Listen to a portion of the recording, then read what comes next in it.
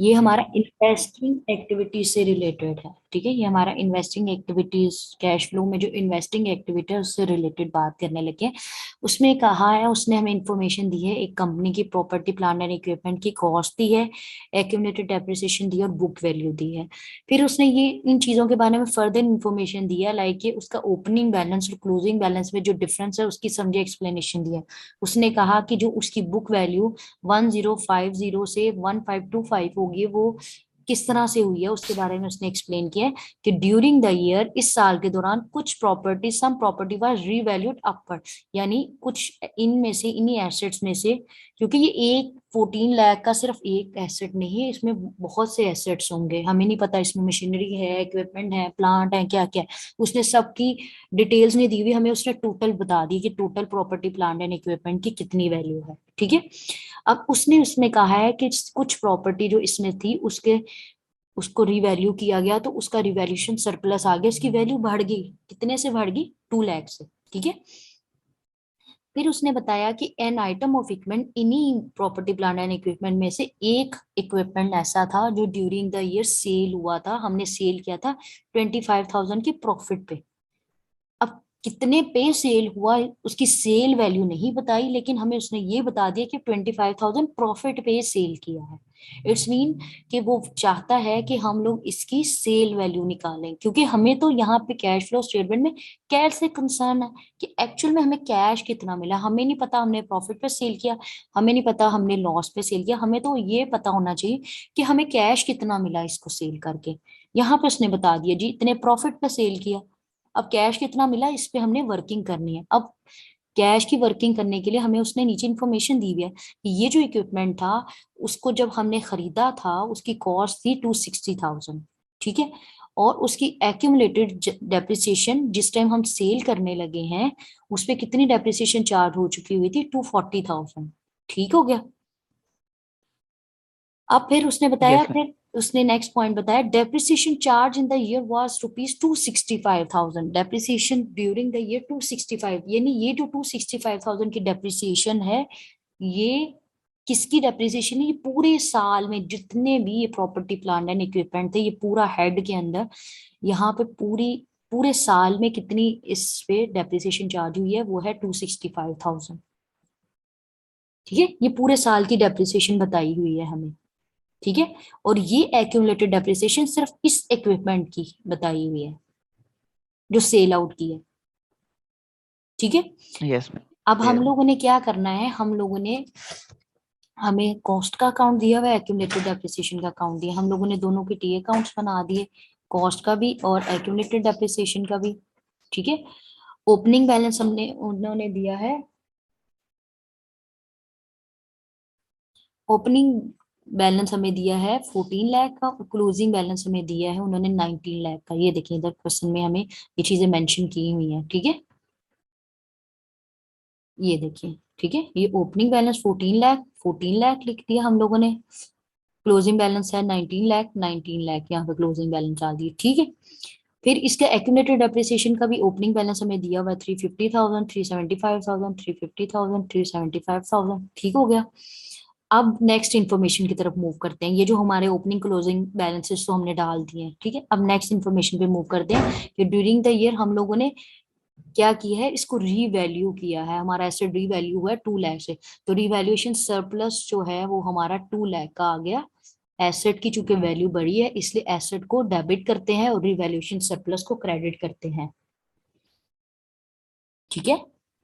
आपके लेवल पे रिवैल्यूएशन वो बहुत ज्यादा नहीं काम है, लेकिन यहाँ पे कैश फ्लो में हो सकता है, या थोड़ा बहुत आपको इसको पता होना चाहिए, वैसे आपके लेवल पे रिवैल्यूएशन को टेस्ट नहीं करेगा, ठीक है। लेकिन आपको पता होना चाहिए कि रिवैल्यूएशन अगर सरप्लस हो तो उसकी क्या एंट्री होती है, और अगर रिवैल्यूएशन लॉस होता है यानी वैल्यू आपकी कम होती है रिवैल्यूएशन में, तो उसकी एंट्री क्या होनी चाहिए। रिवैल्यूएशन सरप्लस होगा तो उसकी एंट्री होगी asset debit, valuation surplus credit होगा, ठीक है।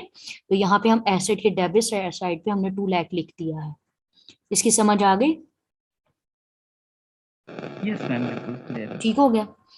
फिर नेक्स्ट उन्होंने कहा कि इस साल में उन्होंने एक इक्विपमेंट सेल किया जिसकी कॉस्ट थी 260,000, जो एसेट सेल किया है, जो इक्विपमेंट हम लोगों ने सेल आउट किया है, आपको पता है एसेट की कॉस्ट क्रेडिट होती है, ठीक है। जब हम लोग सेल करते हैं तो जब खरीदते हैं तो डेबिट होता है, जब सेल करते हैं तो क्रेडिट होता है, इसलिए हम लोगों ने 260,000 क्रेडिट कर दिया। समझ आ गया? यस मैम बिल्कुल। ठीक है। अब बाकी इंफॉर्मेशन देखें। फिर उन्होंने कहा इसके भी ओपनिंग क्लोजिंग बैलेंसेस लिख लिए थे ड्यूरिंग द ईयर। उन्होंने कहा डेप्रिसिएशन हमने चार्ज की 265,000 की। हमें पता है डेप्रिसिएशन एक्सपेंस की एंट्री क्या होती है, अगर हमारा एक्यूमुलेटेड डेप्रिसिएशन का अकाउंट बना हुआ हो। डेप्रिसिएशन एक्सपेंस डेबिट होता है और एक्यूमुलेटेड डेप्रिसिएशन क्रेडिट होता है, ठीक है। इट्स मीन एक्यूमुलेटेड डेप्रिसिएशन का अकाउंट क्रेडिट होगा विद 265,000। समझ आया?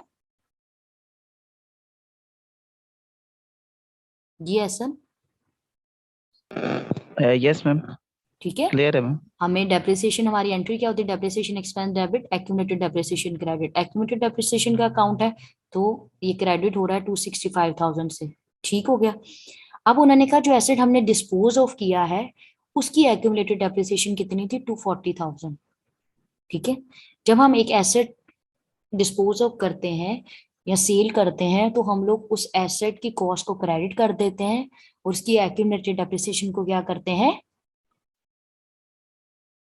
उसकी क्रेडिट करते हैं मैम। उसकी एक्यूमुलेटेड डेप्रिसिएशन को क्या करते हैं जब सेल करते हैं। Credit debit. सेल करते हैं। जब सेल करते हैं क्रेडिट तो ही होगा। नहीं नहीं, क्रेडिट। नॉर्मल में क्रेडिट होती है, इसमें डेबिट होती है। ये देखिए, जब हम एसेट यूज कर रहे होते हैं तो हम करते हैं डेप्रिसिएशन एक्सपेंस डेबिट, ठीक है, और एक्यूमुलेटेड डेप्रिसिएशन को क्रेडिट कर रहे होते हैं, ठीक है। जब हम यूज कर रहे होते हैं एसेट, इस्तेमाल कर रहे होते हैं, अभी ना अभी सेल नहीं किया, तो जब हम इसको एसेट को सेल कर देते हैं तो फिर ऑपोजिट हो जाता है। एक्यूमुलेटेड डेप्रिसिएशन क्या हो जाती है जब एसेट को सेल करते हैं, डेबिट हो जाएगी मैम। डेबिट हो जाएगी एक्यूमुलेटेड डेप्रिसिएशन, ठीक है। एक्यूमुलेटेड डेप्रिसिएशन क्या हो जाएगी, अब डेबिट हो जाएगी, ठीक है। यस समझ मैम। आ गया ये पॉइंट? तो हम लोगों ने यस एक्यूमुलेटेड मैम। डेप्रिसिएशन की जितनी वैल्यू जो एसेट सेल कर रहे हैं, जो इक्विपमेंट सेल कर रहे हैं 240,000 सा, उससे डेबिट कर दिया। जी हाँ। Yes ma'am. ठीक हो गया। अब हमने ये भी वैल्यू पुट कर ली, ये भी पुट कर ली, ये भी पुट कर ली, क्लोजिंग बैलेंस भी दिया हुआ है, क्लोजिंग बैलेंस दिया हुआ है। देखें क्या हमारा इसका बैलेंस टोटल और इसका बैलेंस मैच करता है या नहीं करता, ये हमने चेक करना है, ठीक है। अब ये देखें, क्लोजिंग बैलेंस भी इन्होंने दिया हुआ था, this plus this is equal to 615, और इसका ओपनिंग बैलेंस और डेप्रिसिएशन भी चेक करते हैं, इक्वल आ गया है, ठीक है। इसका मतलब है हमारा जो टोटल की अमाउंट है यहाँ पे वो इक्वल आ गए हैं, ठीक है। इसमें कुछ भी करने की जरूरत नहीं है, अकाउंट हमारे बैलेंस हो गए। अब अगर हम लोग कॉस्ट अकाउंट की बात करें, ठीक है, तो हम लोगों ने ओपनिंग बैलेंस डाला हुआ था, रिवैल्यूएशन सरप्लस डाला था, क्लोजिंग बैलेंस था, और इक्विपमेंट जो सेल हुआ था उसकी कॉस्ट थी। अब देखिए,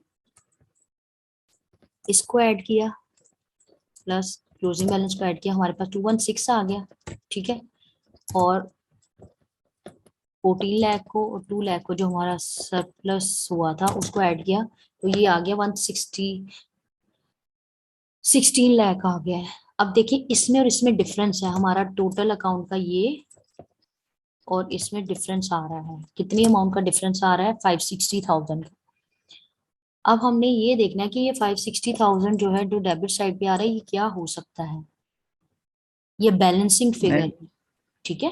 सेल्स होंगी मैम हमारी। ठीक है, ये हम लोगों ने कोई नया एसेट खरीदा होगा जिससे हमारा एसेट का अकाउंट इंक्रीज हो गया 560,000 से, ठीक है। अब हम इसका अकाउंट का टोटल करते हैं, इसमें 560,000 भी डाल देते हैं अगर, तो फिर देखें हमारे दोनों डेबिट और डेबिट साइड का टोटल मैच हो गए,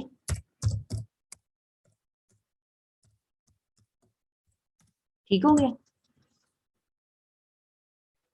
यस मैम क्लियर है। ठीक है, टी अकाउंट बनाने से हमें पता चला कि भाई ये हमारा जो है ये बैलेंसिंग फिगर आई है, 560,000 का डिफरेंस आ रहा था हमारे ओपनिंग और क्लोजिंग में के टोटल में, तो वो हम लोगों ने डिफरेंस को एक्विजिशन में वो किया है, ठीक है। जी समझ आया? यस मैम क्लियर है। अच्छा जी, अब हम लोगों ने इसके जो है फर्दर डेप्रिसिएशन करनी है। वेट कीजिएगा एक मिनट, मैं जो है इसको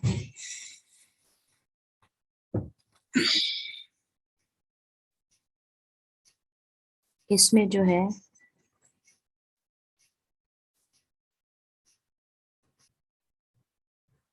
जी। अच्छा जी, अब ये जो है, जो हमने नया एसेट खरीदा है, अब हमारी कैश फ्लो की से रेलिवेंट बात आ गई है। जब हम लोगों ने नया एसेट खरीदते हैं तो कैश का क्या होता है, कैश का क्या बनता है? हम नया एसेट खरीदते हैं तो कैश तो हमारे पास जारी होती है ना। हाँ जी, इसका मतलब है कैश का आउटफ्लो हुआ है। यहाँ पे हम लोग कहेंगे purchase of property plant and equipment में 560,000 जो है वो हमने नेगेटिव लिखना, माइनस कर दिया, आउटफ्लो हो गया, क्योंकि हम कैश पे कर रहे हैं। यस मैम क्लियर है। ठीक है, अब हम लोगों ने जो एसेट बेचा है उसको देखना है कि भाई वो एसेट पे हमें कितना कैश मिला होगा। ठीक है, अब देखिए वो एसेट की कॉस्ट थी, उन्होंने हमें बताई, वो एसेट की कॉस्ट उन्होंने हमें बताई थी 260,000। उसकी एक्यूमुलेटेड डेप्रिसिएशन बताई थी 240,000। इसका मतलब है उसकी नेट बुक वैल्यू कितनी है उस एसेट की? ठीक है, नेट बुक वैल्यू कितनी है उस एसेट की? 20,000। उन्होंने हमें कहा कि हमने 25,000 के प्रॉफिट पे सेल किया। हमें प्रॉफिट ऑन डिस्पोजल की का पता है, प्रॉफिट कब आता है? जब हमारी सेल वैल्यू जो है वो ज्यादा होती है हमारी नेट बुक वैल्यू से। ठीक है, हमने 25,000 के प्रॉफिट पे सेल किया है। सेल वैल्यू कितनी है हमें नहीं पता, हमने कितनी सेल, कितने प्राइस पे सेल किया है ये इक्विपमेंट। समझ आ रहा है? यस मैम अभी तक क्लियर है। नेट बुक वैल्यू हमें पता है, हमने निकाली है, वो है 20,000। तो हमने सेल वैल्यू निकालनी है, तो हम क्या करेंगे, 25,000 में 20,000 ऐड करेंगे,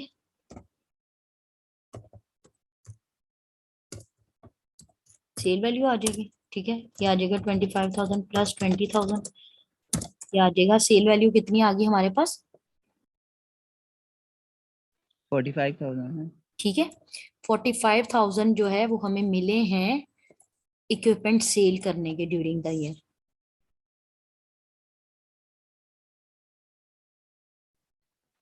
समझ ठीक है आ मैम गया? क्लियर है। ठीक है, Yes, तो इसका मतलब है कैश फ्रॉम इन्वेस्टिंग एक्टिविटी हमारा कितना आ गया? 515000।